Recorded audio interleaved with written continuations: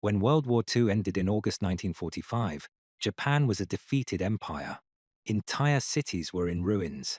Millions of civilians were starving. Soldiers were returning home from every corner of Asia. And in the middle of this national collapse stood the men who had commanded Japan's armies.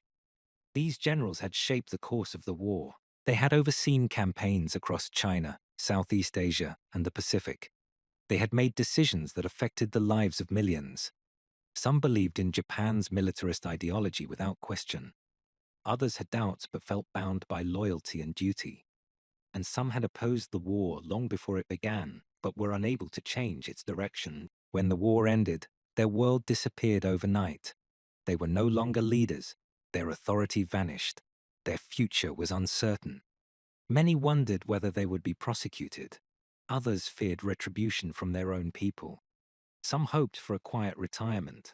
Others expected the worst. Today, we are going to look at what happened to Japan's top army generals after the war, how they lived, what consequences they faced, who stood trial, who escaped justice, and how these men shaped post-war Japan, even after the empire they served had disappeared. To understand their fate, we need to begin with the moment of surrender, the collapse of the Imperial Army. On the 15th of August, 1945, Emperor Hirohito announced Japan's surrender. For the generals, this moment shattered the world they knew. The Imperial Japanese Army had once been one of the most powerful forces in Asia. Its leaders believed they were serving the nation and the emperor with absolute loyalty. Now the emperor himself had ended the war. Many generals were stunned. Some wept. Others fell into silence. A few considered suicide, believing that death was the only honorable path. Some followed through, while others were persuaded to live and face whatever came next. In the days after surrender, the army disintegrated. Soldiers abandoned positions. Officers burned documents. Bases dissolved. The Americans had not yet arrived, but Japan's military structure evaporated almost instantly. For top generals, the worry was immediate. Would they be treated as war criminals? Would they be arrested? Would they be executed? No one knew. To answer those questions, we need to look at how the Allied nations approached the occupation, the arrival of the Americans and the question of accountability. When American occupation forces entered Japan, they focused on several goals. I said demilitarize the country, bring stability end militarism, prosecute major war criminals. General Douglas MacArthur led the occupation. He insisted on identifying the individuals most responsible for planning, directing, or enabling the war. Japan had hundreds of senior officers. Not all of them would be prosecuted. The Allies created categories of alleged war criminals: Class A for crimes against peace, Class B and C for war crimes, and crimes against humanity. Japan's top army generals fell into these groups depending on their wartime roles. Some were arrested immediately. Others were placed under investigation. Some were questioned and released. A few disappeared or died before they could face justice. But to understand the fate of individual generals, we need to break them into several groups. Group 1. Generals who stood trial in the Tokyo War Crimes Tribunal. The most famous group of generals were the ones tried at the International Military Tribunal for the Far East, often called the Tokyo Trials. These trials began in 1946 and lasted more than 2 years. They focused on political and military leaders who had shaped Japan's expansion and war strategy. Let's look at some of the most important generals who appeared in these trials. General Hideki Tojo. Hideki Tojo was Japan's most recognizable military leader to the Allies. He served as prime minister for much of the war and held multiple powerful positions in the army. When Japan surrendered, Tojo attempted suicide, shooting himself in the chest. He survived due to medical treatment provided by American doctors. Tojo was arrested, charged as a class A war criminal, and put on trial. He took full responsibility for many of Japan's wartime actions. Some saw this as an attempt to shield others. Others believed he genuinely accepted blame. He was convicted and sentenced to death. Tojo was executed in December 1948. His execution symbolized the end of the militarist era. For many Japanese civilians, it marked the closure of a dark chapter. For others, Tojo remained a complex figure who embodied loyalty, ambition, and the tragedy of misguided leadership. General Seishiro Itagaki. Seishiro Itagaki played key roles in Japan's invasion of Manchuria and later served as Minister of War. He was deeply involved in shaping Japan's early expansionist policy. After the war, he was arrested and charged with planning and directing aggression. He was found guilty at the Tokyo trials and sentenced to death. Itagaki was executed in December 1948, alongside several other convicted generals. General Kenji Doihara. Kenji Doihara was one of Japan's most controversial generals. Known as the Lawrence of Manchuria, he was a master of espionage and political manipulation. He helped orchestrate the creation of the puppet state of Manchukuo and played a major role in Japan's expansion into China. After the war, he was charged with crimes against peace and crimes against humanity. The tribunal convicted him, and he was executed in December 1948. Doihara's case symbolized the darker side of Japanese expansionism. His intelligence operations, coercive tactics, and manipulation of local populations were some of the clearest examples of pre-war militarist aggression. General Iwane Matsui. General Iwane Matsui commanded forces during the capture of Nanking in 1937. Although he was not present during much of the massacre that followed, he bore command responsibility. After the war, the Tokyo tribunal charged him with failing to stop atrocities committed by his troops. He was found guilty and executed in 1948. Matsui's case raised important questions about command responsibility. He argued that he did not order the massacre, but the tribunal held him accountable for failing to control his forces. His execution became one of the most debated parts of the tribunal. General Yoshijiro Umezu served as chief of the Army General Staff and was one of the last generals to agree to surrender. He strongly resisted many Allied demands during the final months of the war. After the war, Umezu was arrested and put on trial. He was convicted and sentenced to life imprisonment. He died in prison in 1949. General Sadao Araki. Sadao Araki was a key ideological architect of Japan's militarist movement. He promoted nationalism, loyalty, and expansionism throughout the 1930s. He stood trial as a class of war criminal, but received a life sentence rather than execution. He was released from prison in 1955 after serving 10 years. Araki returned to a quiet life, spending his remaining years in relative obscurity. These men represented the top tier of Japan's military leadership. Their convictions shaped how the world understood Japan's wartime responsibility. But not every general faced such consequences. Group 2. Generals who were investigated but not prosecuted. A large number of top generals were taken into custody or questioned, but they were never formally tried. Some cooperated with American investigators. Others were deemed less responsible for strategic decisions. This group includes several important figures. General Shunroku Hattai. Hatta served as Minister of War and commanded major campaigns in China. He was imprisoned, but received a relatively light sentence, partly because he cooperated and showed remorse. After his release in 1954, Hatta devoted himself to public service, especially in support of war widows and disabled veterans. His quiet humility earned him respect in post-war Japan.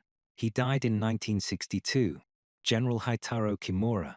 Kimura played key roles in Burma and China and was deeply involved in wartime logistics. He was tried in a separate tribunal in Singapore for his role in mistreatment of prisoners of war working on the Burma Railway. Kimura was found responsible for failing to prevent the deaths of thousands of Allied prisoners. He was executed in 1948. General Kurachika Anami. Anami served as Minister of War during the final months of the conflict. He supported fighting to the last man, but eventually agreed to surrender after the emperor's decision. The day after the surrender, Anami committed ritual suicide. He did not wait for Allied investigators. His death reflected the deep conflict many generals felt between military duty and the emperor's will. General Tomoyuki Yamashita. Yamashita was known as the Tiger of Malaya after his stunning victory over British forces in Singapore. His campaign is still studied today. After the war, Yamashita was tried for atrocities committed by Japanese troops in the Philippines, even though evidence suggested he had limited control over them. He was convicted under the principle of command responsibility and executed in 1946. His trial remains controversial. Some saw it as justice. Others saw it as victor's punishment. Group 3. Generals who escaped justice or faded into civilian life. Not all generals faced trial. Some avoided prosecution for various reasons. Others simply retired quietly. General Tadamichi Kuribayashi. He refused to allow suicidal charges and tried to save as many of his men as possible while still resisting American forces. His tactical decisions prolonged the battle significantly. Kuribayashi was killed in action. His body was never recovered. Because of this, he was not part of any post-war legal process. His role remains respected even in the United States, where historians acknowledge his skill and humanity. General Mitsuru Ushijima. Ushijima commanded Japanese forces during the Battle of Okinawa. He conducted an organized defense and attempted to minimize civilian casualties. He committed suicide on Okinawa after defeat. His death, like Kuribayashi's, removed him from post-war trials. Generals who returned to civilian society. Many lesser-known senior officers returned to ordinary life. They took jobs in business, agriculture, education, or local government. Because the Tokyo trials focused on high-level strategic planners, many mid-level generals escaped prosecution. For example, some became schoolteachers. Others opened shops or small businesses. A few entered politics after restrictions were lifted. Many lived quietly without public recognition. These men rarely spoke about the war. Some felt shame. Others believed they had done their duty. Most tried to blend into a society that no longer wanted to remember the militarist era. The generals who became politicians in post-war Japan. One of the most surprising outcomes of the occupation was the return of former generals to political life. After the United States shifted its Cold War strategy, the occupation became more lenient toward former militarists. Several generals and officers became lawmakers or public servants. Takeo Fukuda and Yasuhiro Nakasone. Both future prime ministers served in the wartime government or military. While not top generals themselves, they worked closely with the army. After the war, they entered politics and became major players in shaping modern Japan.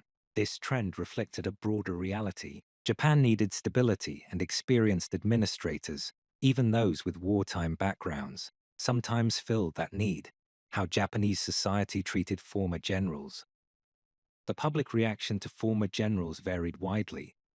Some were hated for their role in the war.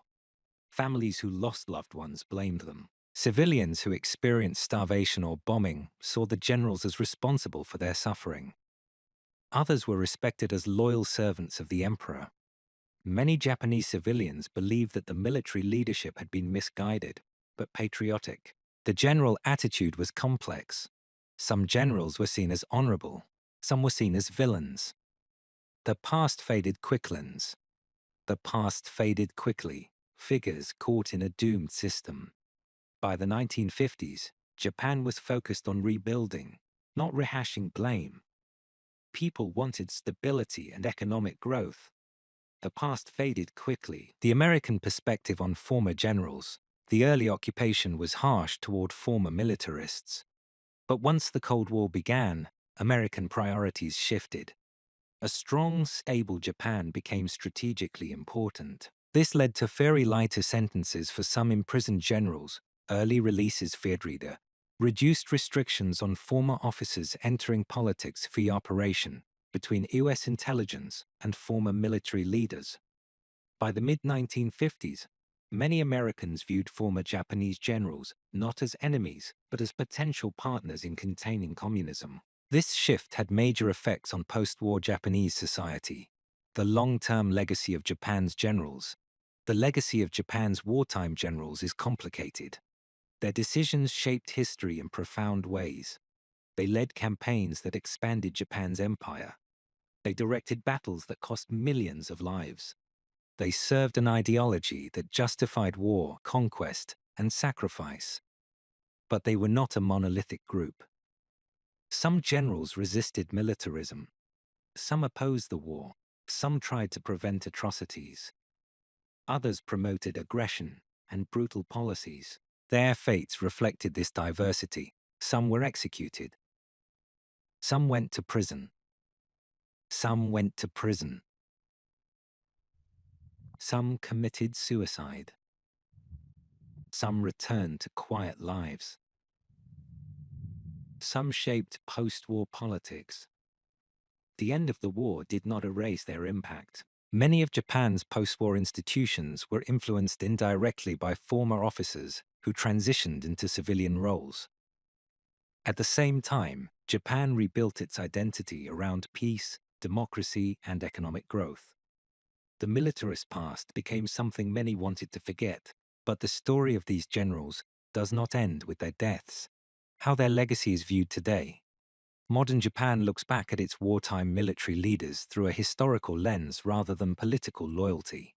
Historians examine their decisions with greater nuance.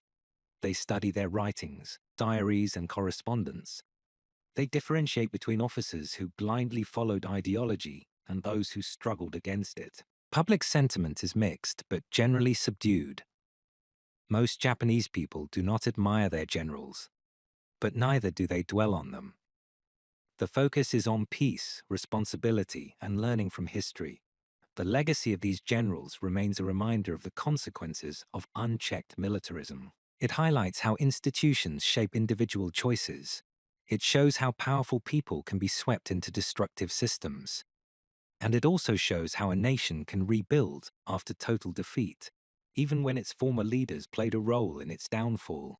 The story of Japan's top army generals after World War II is a story of accountability, loss, reinvention, and the collision between ideology and reality. These men once commanded armies across Asia and the Pacific. They held immense power. They shaped strategy, policy, and national direction. But when the empire fell, their power vanished overnight. Some met justice, some escaped it, some accepted responsibility, others denied wrongdoing. Some took their own lives, others lived quietly into old age. What happened to Japan's generals after the war reflects the larger story of post-war Japan. A nation forced to confront its past, a society struggling with shame and grief, and a population determined to build something better. Their fate is not just a footnote to history, it is a lesson in leadership, accountability, and the weight of decisions made during times of extreme pressure. In the end, Japan moved forward. The generals faded. The nation rebuilt itself into one of the most peaceful and prosperous countries in the world. Their stories remind us that even the most powerful leaders are ultimately shaped by the systems they serve. And when those systems collapse, what remains is not glory or authority, but the record of choices made when the stakes were highest.